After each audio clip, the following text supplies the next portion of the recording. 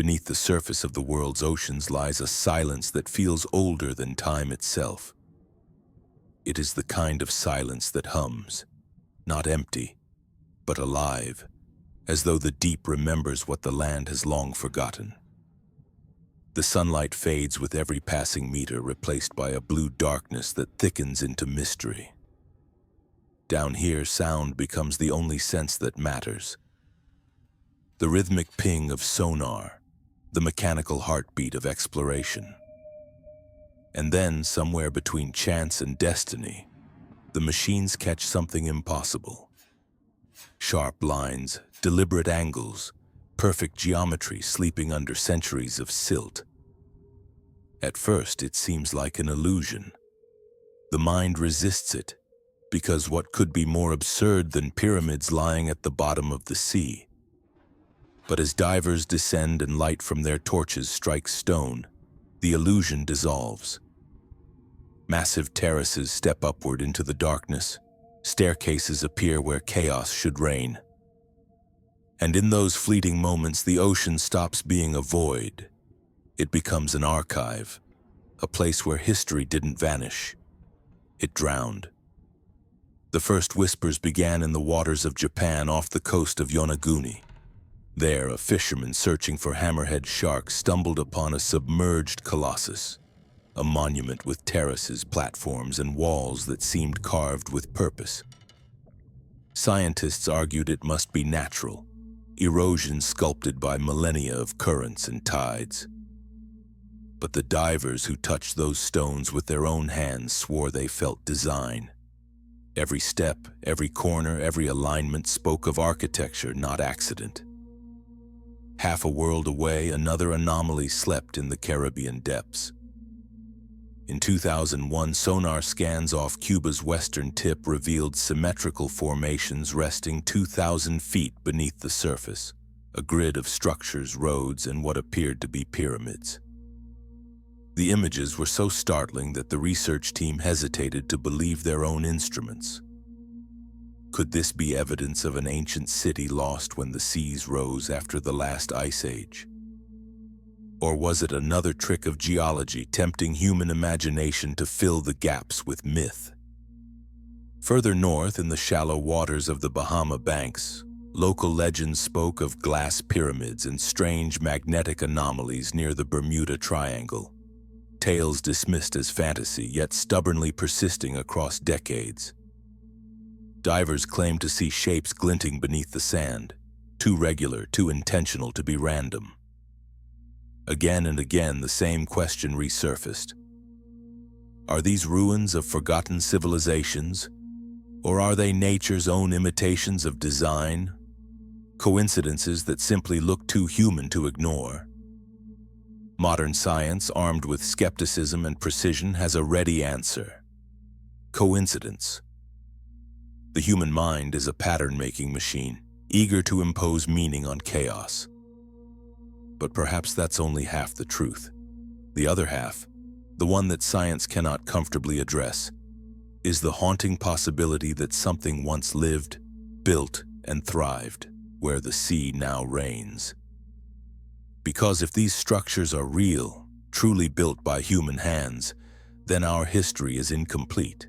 It would mean that entire civilizations rose and fell before the first line of recorded history was even written. It would mean that humanity has forgotten itself and that the proof of our amnesia sleeps quietly in the dark. As currents move across these submerged plains, they whisper through corridors and stairways that should not exist. Every sonar ping is a heartbeat echoing across centuries. Every diver who descends feels the same unease, not fear, but reverence. The ocean keeps its secrets well, but it cannot hide the geometry of intention forever.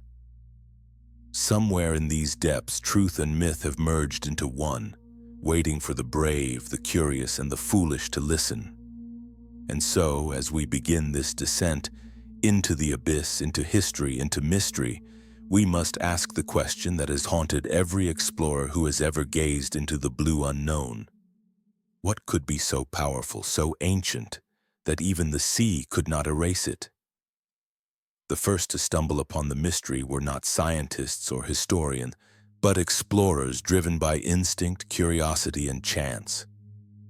Men and women who entered the water not to rewrite history but to chase adventure, and who instead found themselves staring at something that shouldn't exist.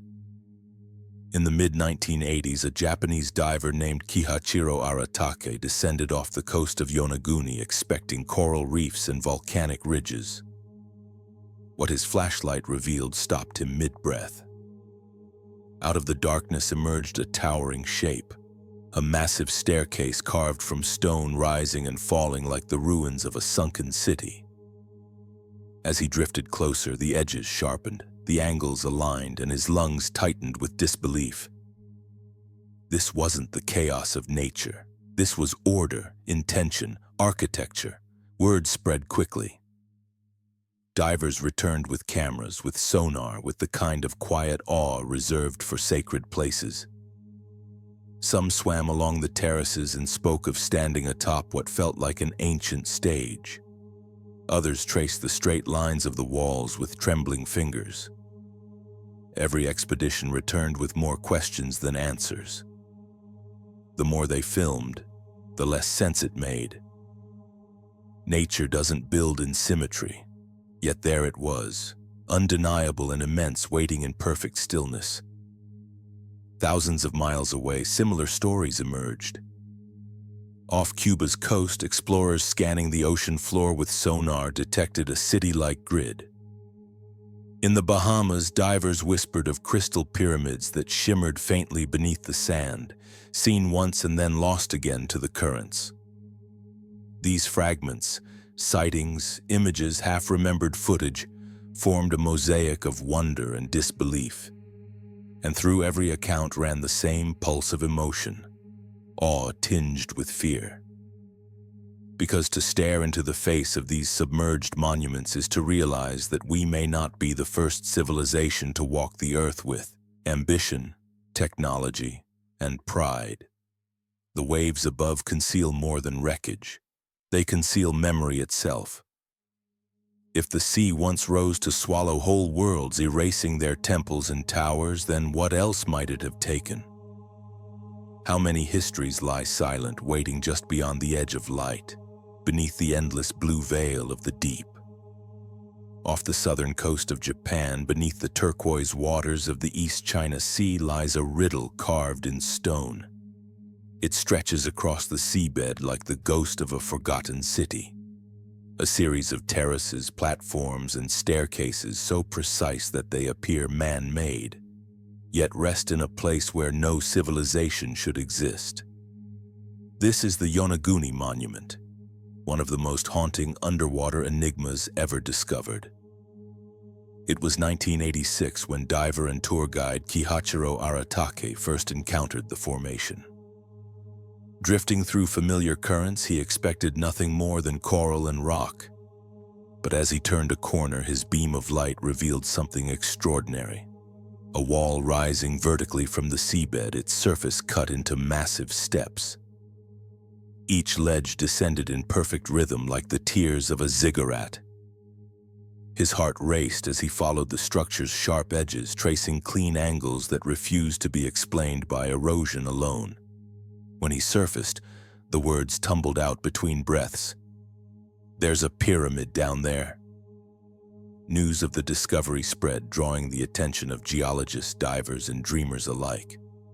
Chief among them was Professor Masaki Kimura, a marine geologist who would dedicate decades to studying Yonaguni. Kimura's surveys mapped an intricate complex stretching over 500 feet long and 90 feet high.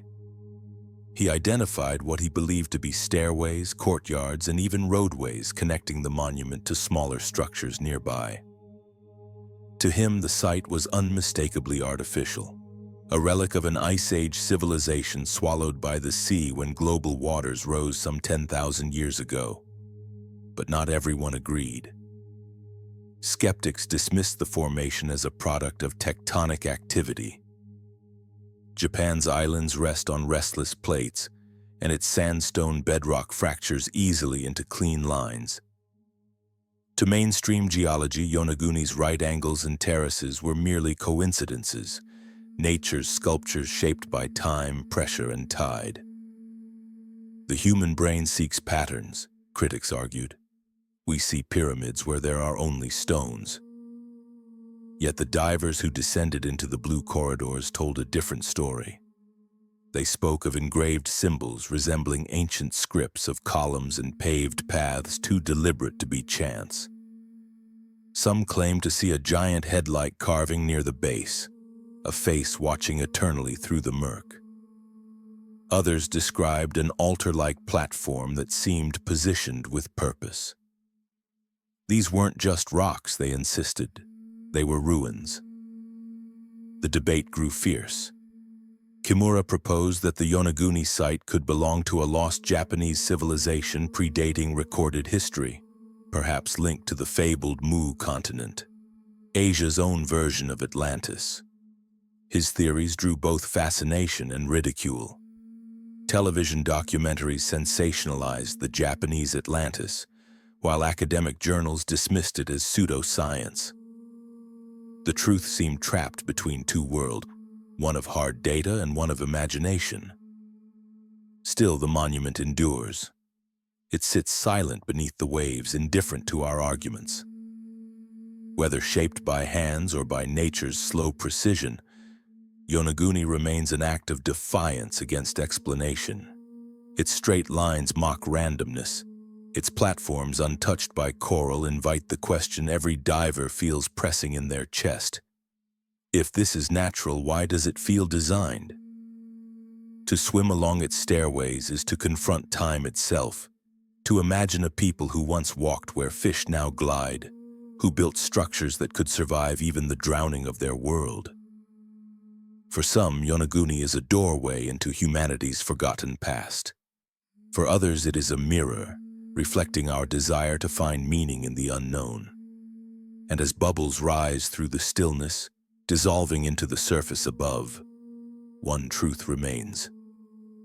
Beneath the calm seas of Japan, something vast waits, not to be explained but to be remembered.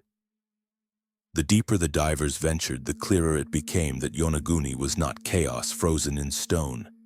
It was geometry. Towering walls aligned in straight lines as if measured by unseen engineers. Corridors stretched with impossible precision, flanked by stairways descending at uniform intervals. Even under the crushing weight of the sea, the monument's structure remained eerily symmetrical, defiant, deliberate, and silent. Each dive produced new images that challenged logic. Square corners met at perfect right angles, edges aligned to cardinal directions, and ledges mirrored one another in flawless repetition.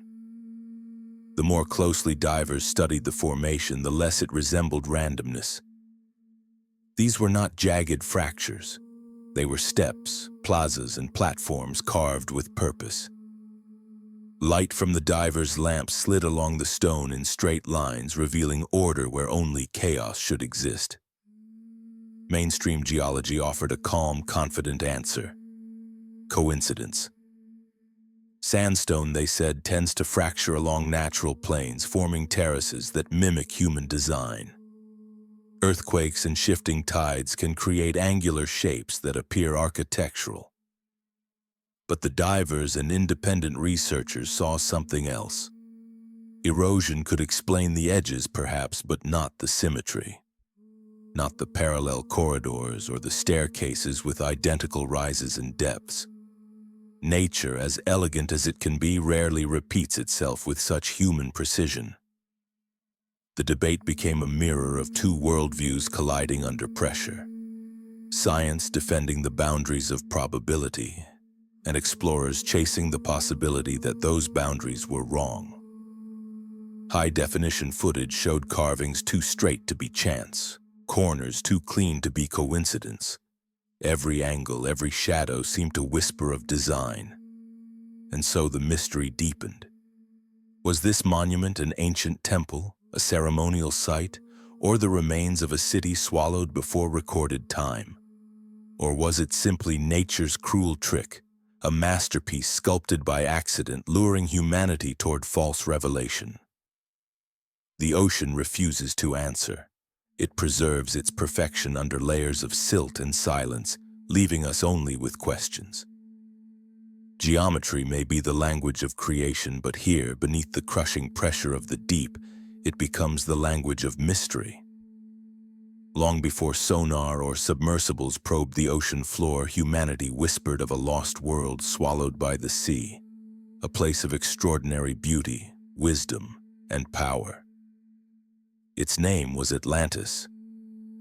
Plato first spoke of it nearly 2,400 years ago, describing a civilization so advanced that its architecture gleamed like gold beneath the sun. Its harbors overflowed with ships and its temples touched the heavens. Then, in a single terrible day and night, it vanished beneath the waves. For centuries, the story lingered between philosophy and myth, until divers began finding stone cities where no city should be. The echoes are uncanny. Plato placed Atlantis beyond the Pillars of Heracles, believed to mean west of the Strait of Gibraltar, an area that includes the Atlantic Ocean, the Caribbean, and the Bahamas. It is there that some of the most mysterious underwater anomalies have been found. The supposed glass pyramids of the Bermuda Triangle, the symmetrical ruins off Cuba, and the massive steps of Yonaguni, which some researchers believe could be remnants of a wider lost civilization that once stretched across continents. To believers, these scattered ruins are fragments of the same fallen world, the skeletal remains of Atlantis itself. The coordinates align suspiciously well with ancient speculation. The Caribbean basin, for instance, lies atop submerged landmasses that were once above sea level during the Ice Age. If Plato's tale was not pure allegory but distorted memory, perhaps it described a real cataclysm, when rising seas consumed cities built before recorded history.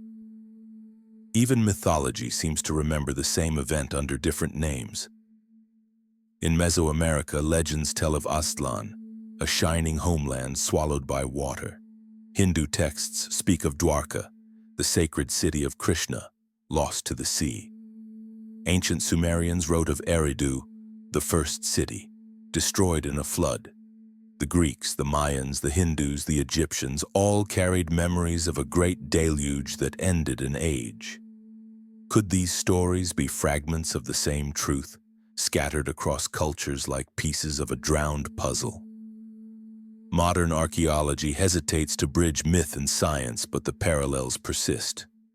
Plato's descriptions, concentric circles of land and water, grand canals, and advanced engineering, echo eerily in sonar images of submerged geometric patterns found off the coasts of Cuba and the Bahamas. Even the timeline he gave, roughly 9,000 years before his era, corresponds with the end of the last ice age, when melting glaciers raised sea levels and swallowed vast coastal regions. What if Atlantis was not a single city, but a network of advanced cultures sharing knowledge long before our history began? Cultures now buried beneath the same seas that cradle our continents. Perhaps Yonaguni, Bimini, and the Cuban ruins are merely the exposed fingertips of that forgotten world. Monuments that survived the flood to remind us of what came before. Atlantis may be myth, but myth often carries the memory of truth, and the ocean with its silent archives may hold the proof. Beneath its endless horizon lies more than salt and stone. It holds humanity's reflection, distorted and refracted, calling to us from the depths like an echo that refuses to fade. Across every ancient culture there lingers a story of water, a deluge so vast it erased the world as it was known. From Mesopotamia to Mesoamerica, from the Vedas of India to the scriptures of the Hebrews, the same tale emerges in different tongues. A flood that came without mercy, drowning empires, gods, and memory alike. These are not isolated myths. They are collective echoes of catastrophe, an inherited memory of the time when continents themselves seemed to drown. In the Epic of Gilgamesh, one of humanity's oldest surviving texts, the gods unleash a flood to cleanse the earth, sparing only one man, Utnapishtim, who survives by building a great vessel. Thousands of miles away, the Mayan Popol Vuh tells of a world destroyed by rain and rising waters, the gods washing away a flawed creation to begin anew. In India's Vedic texts, the sage Manu is warned by a divine fish of an oncoming flood and builds an ark to preserve life. Even Plato's own Atlantis fits the same pattern, a civilization punished and erased by the sea. For generations, scholars dismissed these flood narratives as allegory. But modern science paints a parallel story, one not of gods and wrath, but of ice and time. Around 12,000 years ago, as the last ice age ended, vast ice sheets melted across North America, Europe, and Asia. Sea levels rose over 400 feet, submerging entire coastal plains, the very regions where early human settlements once thrived. Shorelines shifted, islands disappeared, and inland seas swallowed fertile valleys. What the ancients witnessed may have felt divine in scale. Walls of water advancing without warning, devouring entire worlds. Those who survived told their descendants, and their descendants told theirs, until memory became myth. And so the legends endured, carrying within them fragments of geological truth. Perhaps these floods were not punishments, but passages. Endings that made way for beginnings. The drowned lands became the seabeds we explore today, their ruins resting beneath centuries of silence. In every myth of destruction lies a whisper of rebirth. The continents may have drowned, but their stories rose again, written not on tablets or scroll, but in the ocean itself, waiting for us to remember. In the summer of 2001, a quiet research expedition off the western coast of Cuba captured what would become one of the most puzzling underwater discoveries of the modern age. Marine engineer Paulina Zalitsky, along with her husband and research partner Paul Weinsweig, was mapping the seabed near the Guanahatabibs Peninsula using advanced sonar technology. Their mission was simple: chart the ocean floor to assist in deep-sea navigation. But the data that returned to their screens was anything but ordinary. As the sonar pulses rippled through the dark Caribbean depths, the reflections began to form impossible patterns, shapes too geometric, too symmetrical to ignore. On the monitors appeared a grid-like formation stretching across nearly 2 square kilometers. Massive rectangular outlines, circular structures, and what seemed unmistakably like pyramids rose from the sediment, all resting some 2,000 feet beneath the surface. It was as if an entire city had been frozen in time and swallowed whole by the sea. At first, the team thought it was a glitch, a data error caused by sonar interference or seafloor distortion. But the readings held steady. Pass after pass, the same structured forms emerged, eerily consistent and deliberate. The patterns resembled avenues, plazas, and monuments, arranged with the kind of mathematical order found only in planned settlements. One structure in particular seemed to rise in a perfect triangular shape, its apex nearly aligned with the cardinal north. Intrigued, Zalitsky sent down remotely operated cameras. The resulting images were grainy, shrouded in darkness, but they revealed what appeared to be massive stone blocks, some stacked, others aligned in precise rows. The formation stretched farther than her equipment could scan, fading into the abyss. It looked like the ruins of a great metropolis, she later recalled. Something built long before history began. The discovery stunned the scientific community. If these structures were indeed artificial, they would have to date back more than 10,000 years to a time when this region was dry land, predating even the earliest known civilizations. Such a possibility defied conventional archaeology, which placed the rise of complex societies millennia later. Speculation ignited instantly. Some linked the site to Atlantis, noting its position just off the fabled route described by Plato. Others suggested it could be remnants of an unknown pre-Ice Age culture, drowned when melting glaciers raised global seas. The Cuban government cooperated briefly, fascinated by the potential implications, but soon after the research slowed. Funding faltered and international attention shifted. Still, the sonar data remains. The images endure, haunting snapshots of something vast and orderly resting in the dark. Pyramids, roads, and platforms carved into the ocean floor untouched for thousands of years. Whether a quirk of geology or the ruins of a forgotten civilization, the discovery off Cuba's coast stands as one of the great enigmas of our age. The ocean doesn't lie, it only waits. And somewhere beneath those waves, the ghost of a city sleeps, whispering to the machines that pass overhead, daring humanity to look closer. For a discovery that should have rewritten history, the world fell silent with suspicious speed. After the initial excitement, the Cuban underwater structures faded from the headlines as if they had never existed. The data collected by Paulina Zalitsky's team, sonar scans, deep-sea footage, and location coordinates, vanished into a fog of bureaucratic silence. Interviews were cut short, reports went unpublished, and the research vessel Ulysses quietly returned to routine operations. What had begun as a scientific breakthrough became a mystery buried not beneath the sea but beneath secrecy. Zalitsky herself hinted at strange obstacles. Shortly after releasing her findings, she reported being denied further exploration permits. Government agencies that had initially supported her work abruptly retracted interest.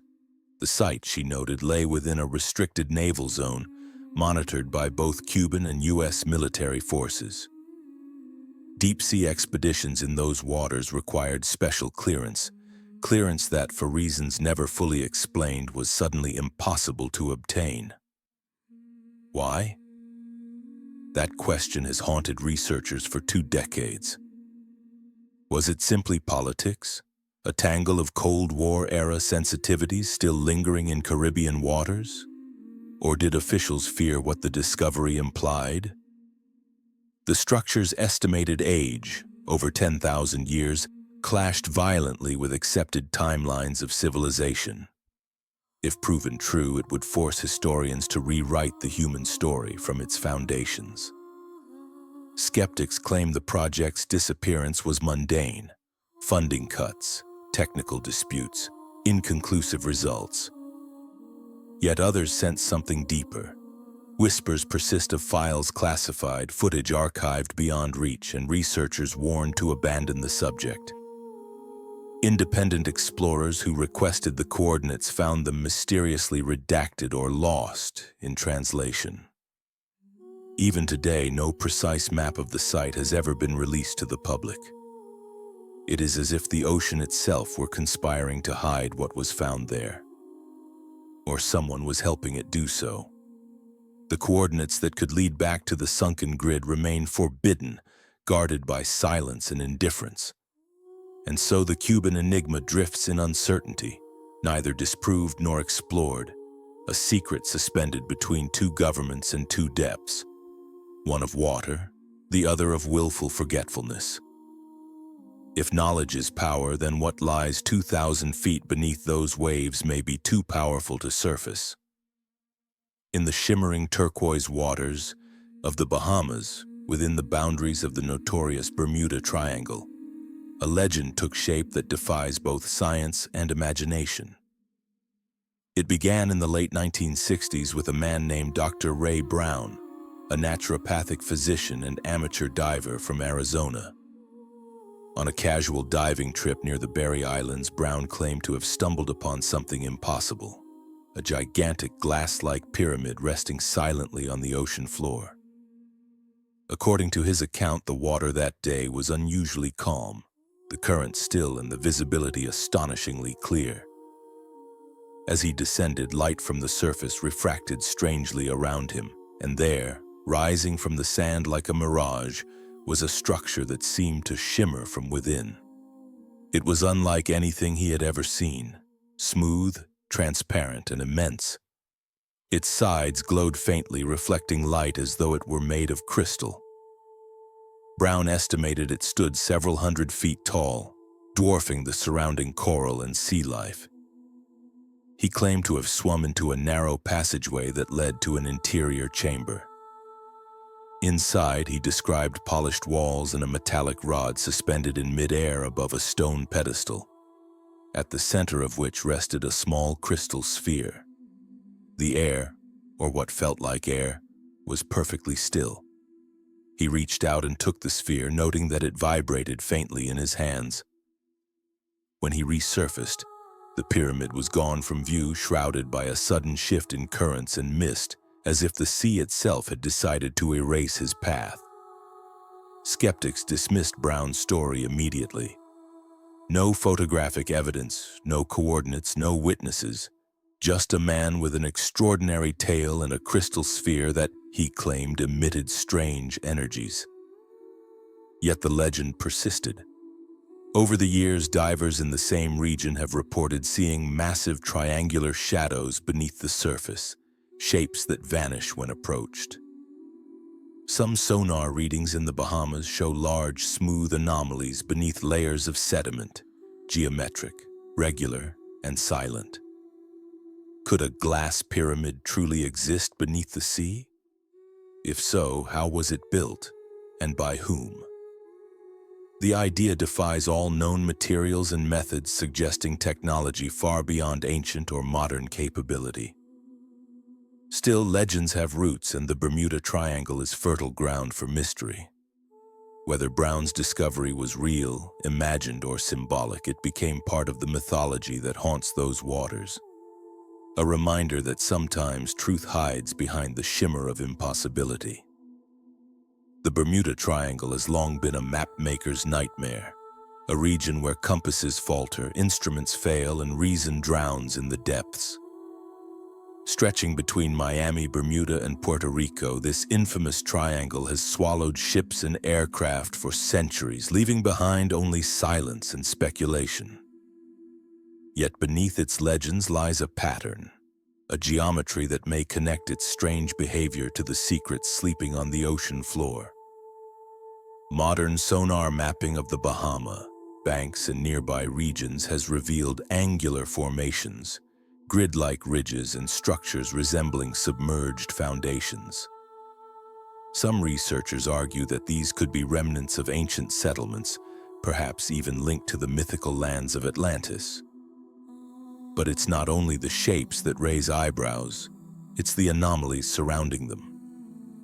Divers and pilots report compass needles spinning uncontrollably, radios cutting out, and instruments registering electromagnetic surges without apparent cause. Magnetic readings across the triangle suggest that beneath these waters may lie powerful mineral formations, or something else entirely, producing localized magnetic distortions. The effect intensifies near the same coordinates where sonar has detected geometric structures. Coincidence? Perhaps. But the patterns persist.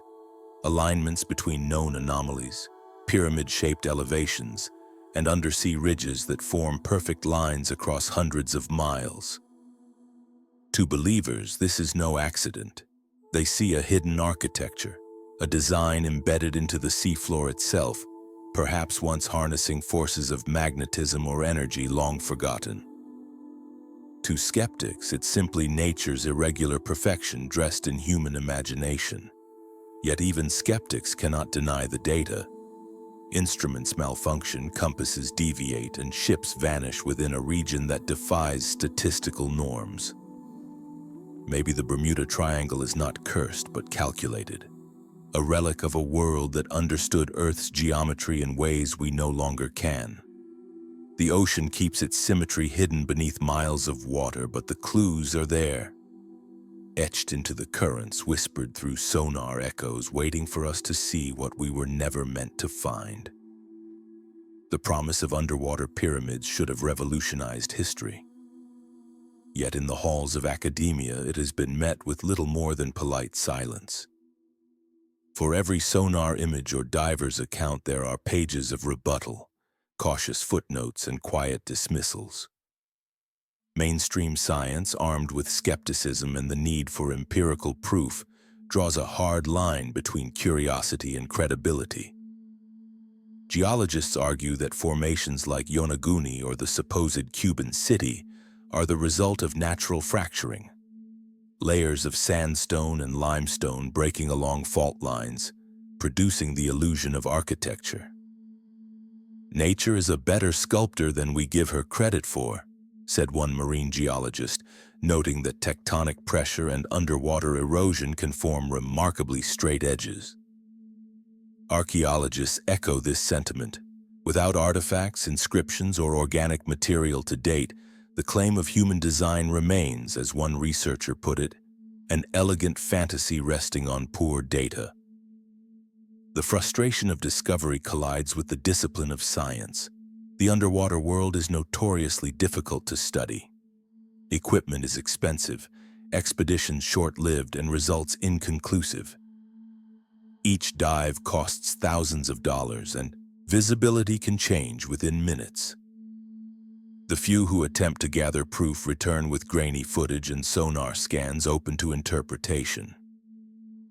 "It's not that we're ignoring evidence," said another scientist. "It's that there isn't any we can reproduce." Yet behind the technical reasons lies something less tangible: politics. Institutions guard their reputations, and careers are built on stability, not on rewriting civilization's timeline. To suggest that advanced societies existed 10,000 years before Sumer or Egypt is to challenge the very foundation of accepted history. Few academics are willing to risk that. As one anthropologist admitted privately, "You could find a pyramid on the moon, and unless it's peer-reviewed, it won't exist." The divide is not merely intellectual, it's emotional. On one side, explorers who've seen the symmetry with their own eyes. On the other, scientists demanding measurable proof. Both driven by truth, yet staring across an abyss that neither can bridge. And so, between the certainties of geology and the possibilities of myth, the debate lingers unresolved, like the pyramids themselves, suspended between belief and denial, evidence and erasure. Every mystery has its missing pages, and in the story of underwater pyramids, those pages are the data that no one can seem to find. Across decades of exploration, countless reports of sonar readings, dive footage, and geological samples have surfaced briefly before vanishing again into bureaucratic shadows. Hard drives crash, archives misplace records, researchers retire, taking their raw data with them. Paulina Zalitsky's scans off Cuba were once promised to be released publicly, yet they never were. Independent expeditions that tried to revisit the coordinates found them inaccessible, either due to military restrictions or mysteriously corrupted navigation files. Even the Yonaguni dive archives, once hosted by academic institutions, were quietly removed after funding disputes. Coincidence, perhaps. But too many coincidences begin to sound like a pattern. Whispers among researchers tell of funding suddenly withdrawn, footage confiscated by authorities under the guise of national security, and university departments pressured to steer clear of fringe subjects. The deeper one looks, the more the evidence blurs, as if someone or something prefers these anomalies to remain unsolved. Science thrives on data, yet here data evaporates. It's as though the ocean isn't the only thing erasing the past. In the quiet between what's known and what's lost, one can't help but wonder, are we failing to uncover the truth? Or is the truth being quietly hidden from us? Long before satellites traced the contours of our planet, ancient cartographers etched the Earth into parchment and hide, their maps crude by modern standards, yet disturbingly precise in ways they shouldn't be. Among them, one relic stands apart, The Piri Reis map, drawn in 1513 by an Ottoman admiral who claimed to have compiled it using sources far older than his own time. The map famously depicts parts of the world that by all logic should have been unknown, including the western coasts of Africa, the Americas, and most astonishingly, what appears to be an ice-free Antarctica. When researchers first examined the Piri Reis map in the 20th century, they were baffled. The southern continent it portrayed matched the Queen Maud Land region of Antarctica. Not as it exists now, smothered in 2 miles of ice, but as it would appear if the ice were removed. Modern seismic surveys confirmed the similarity. Yet, if accurate, the map's coastline could only have been charted thousands of years ago when Antarctica's shores were still exposed, long before recorded civilization, and long before any seafaring nation had the ability to map it. How could such knowledge exist? Piri Reis himself admitted he drew from ancient sources, some reportedly from the time of Alexander the Great, others said to be remnants of even earlier civilizations. This revelation has fueled theories that a forgotten maritime culture once circumnavigated the globe, leaving behind fragments of its knowledge like footprints in sand. The Piri Reis map is not alone. Other medieval and ancient charts, the Orontes Phineus and Boache maps among them, also depict coastlines and landforms hidden under modern seas. Mainstream historians insist these anomalies stem from coincidence, copying errors, or imaginative guesswork. But to many, the precision is too uncanny. The curvature, proportional distances, and alignment of continents suggest observation, not speculation. Some researchers have suggested that ancient navigators possessed advanced instruments, or at least a global awareness, now lost to time. If that is true, then the story of humanity's exploration begins not in the age of discovery, but in a forgotten epoch when mariners sailed ice-free seas, charting lands we would not rediscover for 10,000 years. Each ancient map, with its impossible accuracy, whispers of that era, of navigators who knew the world in ways we've only begun to rediscover, and of coastlines that have since slipped beneath the waves. The maps remain as quiet testimonies bridging myth and memory. Perhaps they were never meant to prove anything. Perhaps they were warnings, reminders that our knowledge, like our continents, can vanish beneath time's rising tide. Long before archaeology found ruins beneath the sea, the world's storytellers were already speaking of them. From island to island, from coast to coast, oral traditions carried echoes of lands swallowed by water. Memories passed through generations, spoken by firelight and salt wind. In Japan, fishermen once told of Ryugu-jo, the dragon palace beneath the ocean, a realm of coral towers and drowned temples said to have once belonged to humans before the sea reclaimed them. The story of Yonaguni's strange shapes feels like an echo of that legend, a myth that might not be myth at all. Across the Caribbean, the Taino people spoke of Atabe's tears, a flood sent by the goddess that drowned an ancient island city. Farther west, Mayan tradition remembers Aztlan, the shining homeland that sank beneath rising waters. These tales, scattered across oceans, share the same pulse, remembrance of a world undone by flood, of civilizations that vanished but refused to be forgotten. Even in Polynesia, where islands rise and fall with volcanic life, elders tell of Hawaii, the ancestral land now beneath the sea, the birthplace of their people and the place to which spirits return. The names differ, but the story remains the same. Once there was land where there is now water, and once humanity walked closer to the gods.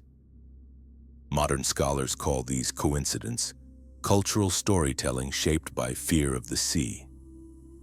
Yet when myths align across thousands of miles and unrelated civilizations, coincidence begins to sound like memory. These stories endure because they carry truth wrapped in poetry. The truth of loss, of survival, of watching the horizon rise and erase the world. Perhaps legend is history's softer voice, telling us what evidence cannot. The oceans hold the bones of forgotten cities, and the people who lived there left their memories in the only form that could survive the flood: stories. And even now, when the waves whisper along distant shores, they seem to repeat the same refrain. We were here. We remember. Everywhere on Earth, from the deserts of Egypt to the jungles of Mesoamerica, and now even beneath the sea, the same architectural obsession appears: the pyramid. Its form is universal, transcending geography, language, and time. The structures sleeping underwater share an uncanny precision with their land-bound counterparts. Perfectly angled faces, uniform ratios, and mathematical alignments that hint at a shared understanding of geometry far beyond their supposed eras. The Great Pyramid of Giza, with its sides aligned almost perfectly to true north, stands as one of the most precise monuments ever built. The stones fit so tightly that not even a razor blade can slip between them. Thousands of miles away at Teotihuacan in Mexico, the Pyramid of the Sun rises in near-perfect proportion to Giza's Great Pyramid, its base dimensions differing by only a few meters. Both mirror celestial patterns: Orion, the Pleiades, and the precession of the solstices. Neither civilization, according to conventional timelines, could have known of the other, yet both built with the same mathematical reverence for the heavens. Now, when divers descend upon Yonaguni, the Bahama banks, or the submerged structures near Cuba, they find echoes of that same mastery. Terraces cut at exact right angles, platforms shaped according to geometric ratios, step formations that mimic the ziggurats of Mesopotamia. It's as if the blueprint for sacred architecture was shared across oceans, not by chance, but by design. How did these ancient builders, separated by continents and millennia, achieve such precision without modern tools? Even today, engineers struggle to explain how the megaliths of Baalbek or the polygonal walls of Cusco were fitted so perfectly. Some propose lost technologies, advanced surveying instruments, vibration-based cutting, or methods of levitation hinted at in myth. Others suggest the knowledge itself was global, a prehistoric network of civilizations exchanging techniques long before recorded history began. Skeptics call this idea romantic conjecture, arguing that pyramids are a natural product of human ingenuity, the most stable shape for building upward. But the deeper one looks, the more patterns emerge. Identical measurements, shared symbolism, and astronomical alignments that cannot be coincidence. Were these structures independent creations or chapters of the same forgotten science? If the pyramids beneath the waves are indeed human-made, they would complete a pattern already drawn across the continents. One that suggests not isolation, but connection. Perhaps the ancients were not primitive dreamers reaching toward the sky, but participants in a unified vision, one we have only begun to rediscover. Beneath the stone and silence of the world's pyramids lies another mystery, one of vibration, sound, and energy. Modern researchers have begun to wonder whether these ancient monuments were not merely tombs or temples, but machines, instruments designed to harness forces we no longer understand. Inside the Great Pyramid, scientists have recorded strange acoustic phenomena, resonant frequencies that hum through its chambers like the tuning of a colossal instrument. At certain tones, the entire structure seems to vibrate as if responding to the earth itself. Similar acoustic effects have been detected at Teotihuacan, in Malta's Hypogeum, and even in submerged sites like Yonaguni, where divers report echoing pulses that seem to amplify their own movements. Some theorists suggest the ancients understood frequency as a source of power, not electricity as we know it, but vibrational energy tied to the planet's magnetic field. pyramids, they argue, were not monuments to the dead but harmonic resonators capable of channeling energy between the earth and sky. Others propose that crystal materials embedded within the structures acted as amplifiers, conductors of sound and light, perhaps explaining legends of glowing pyramids or singing stones. To orthodox science, such ideas belong to the realm of myth and speculation. Yet the consistency of reports, ancient texts describing divine tones, voices of the gods, and temples that spoke, suggests that sound once played a deeper role in human technology. Even Plato hinted that geometry and harmony were the twin languages of creation. Could it be that the ancients mastered a science of vibration, one capable of lifting stones, healing bodies, or transmitting messages through the earth itself? We may never know, but the possibility that these structures once sang with power transforms the way we see them. They cease to be relics and become reminders that our ancestors may have touched frequencies we have long forgotten how to hear. When viewed in isolation, each underwater pyramid or sunken city seems like a mystery unto itself. But when researchers began to plot their coordinates across the globe, an astonishing pattern began to emerge. The sites, Yonaguni in Japan, the Bahama formations near Bimini, the Cuban structures and others hidden in the Mediterranean and off India's coast, did not scatter randomly. They aligned almost precisely along geodesic paths and magnetic nodes, as though each stood as a deliberate point on a planetary blueprint. These alignments followed what theorists call the Earth Grid, a network of invisible energy lines encircling the planet, similar to the meridians of the human body in Eastern philosophy. Along these nodes lie some of the world's most enigmatic monuments: the Great Pyramid of Giza, Machu Picchu, Stonehenge, Easter Island, and now, potentially, the submerged pyramids. Each rests on or near a zone of heightened geomagnetic activity, regions where compasses waver, gravity fluctuates, and the planet's electromagnetic field hums with unusual intensity. When mapped together, these points form geometric patterns: triangles, hexagons, and even spirals. The precision is uncanny. Yonaguni aligns with the Nazca Plateau in Peru. The Bahama formations mirror the angle of Giza's Great Pyramid relative to the equator. Even the underwater Cuban site sits almost perfectly along a great circle line connecting ancient Mesoamerican ruins to Egypt's Nile Delta. Such correlations stretch coincidence beyond comfort.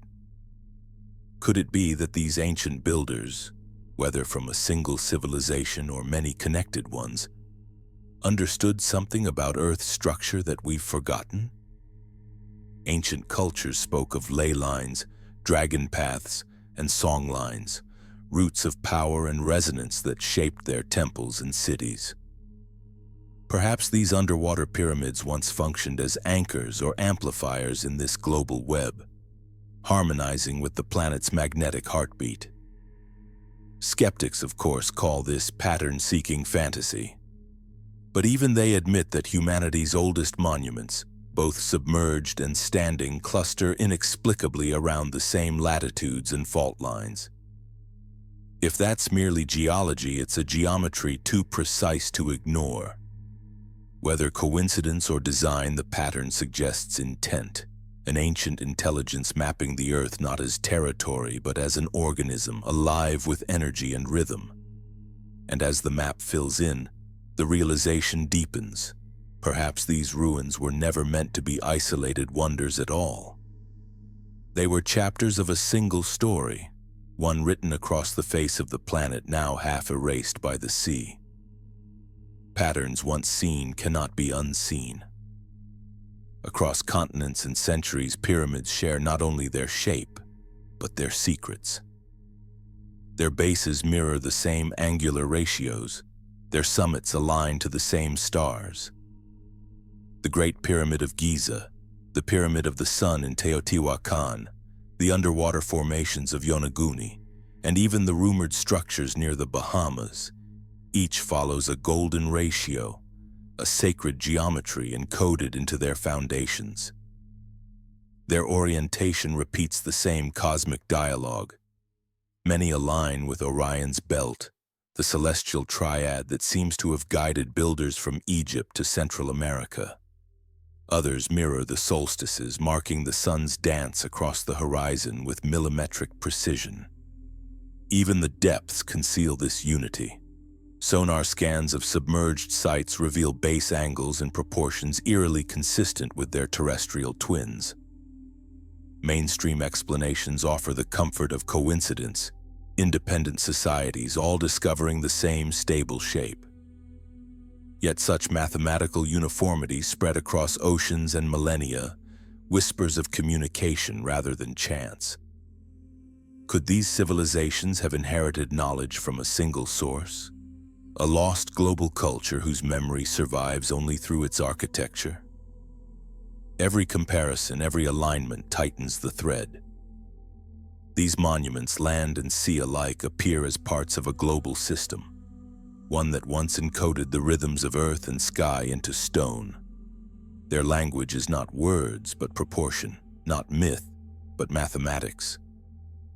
The question no longer feels like speculation. It feels like inevitability. Were the ancients building tombs, or were they rebuilding a map of the world as it once was? The deeper we trace the symmetry, the louder the answer becomes, too similar to ignore. Before the waves claimed them, these cities must have been alive, radiant under the same sun that warms our world today. Imagine standing on the shores of Yonaguni when it was still dry earth. The sound of wind through stone terraces, the voices of builders shaping blocks that would one day rest beneath an ocean's weight. Children running along the causeways of a city now silent. Fires flickering in temples that have become coral sanctuaries for fish. What we see now as ruins were once homes, vibrant, filled with stories, laughter, and prayer. The ocean floor that we call a graveyard was once a living plain. The Bahama banks were wide fields of green, Cuba's underwater ridges were mountains, and the world's coastlines stretched farther than they do today. Then, as the Ice Age ended, the waters began to rise. Slowly, inexorably, the sea crept inland, first swallowing harbors, then temples, then entire cities. Generations watched their horizons sink. By the time the final towers vanished beneath the tide, their histories were already half forgotten, carried away in myth and memory. The camera drifts through the submerged temples now, weaving between columns encrusted with coral, over steps carved by human hands but polished by centuries of current. Shafts of sunlight pierce the blue, illuminating carvings that once told stories, now unreadable, softened by time. Every ripple of water feels like the turning of a page, every shadow like the echo of a name we no longer know. It's almost unbearable, the beauty of it, how life persists even in loss. Fish swim where priests once walked, coral blooms where fire once burned, and silence reigns where music once rose to the heavens. These cities did not disappear. They transformed, becoming part of the Earth's greater rhythm, trading breath for stillness. And so we gaze upon them now, not as explorers of ruins, but as witnesses to endurance.